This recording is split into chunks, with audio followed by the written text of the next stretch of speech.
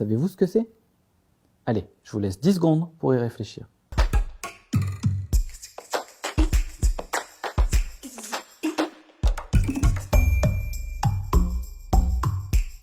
Alors, vous avez trouvé? Je vais vous aider. C'est une capsule de stockage de données.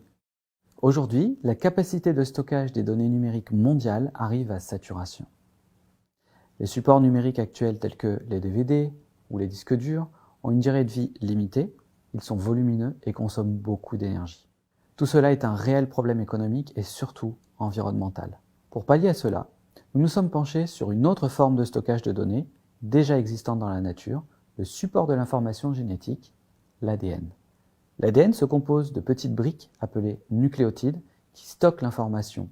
On les appelle A, T, C et G. Chaque cellule de notre corps possède 3,2 milliards de nucléotides, ce qui correspond à 700 mégaoctets de données.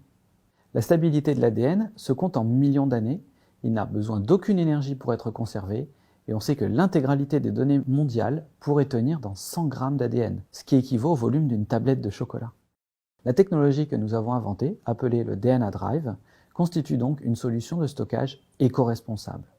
L'idée de transformer une donnée numérique binaire, 0 ou 1, en une donnée biologique ATCG. La séquence est ensuite synthétisée chimiquement par petits bouts qui sont assemblés en longs fragments. On pourra copier de très nombreuses fois ces grands fragments et les stocker.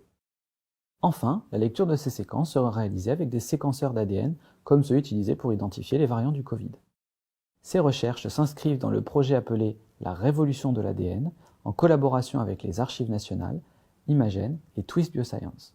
Pour la petite anecdote, ce projet est né d'un défi que nous a lancé l'association étudiante Alma Mater.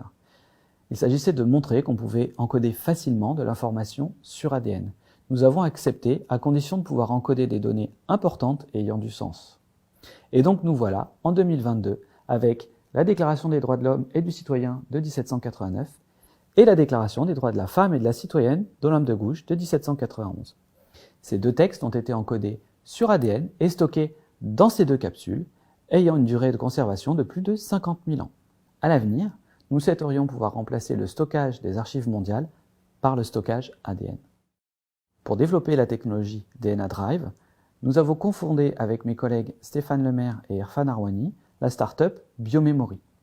Il s'agit d'une spin-off du CNRS et de Sorbonne Université, et elle est spécialisée dans le stockage de données numériques sur ADN. Notre objectif est de contribuer au défi mondial de la croissance considérable du volume de données avec une approche éco-responsable.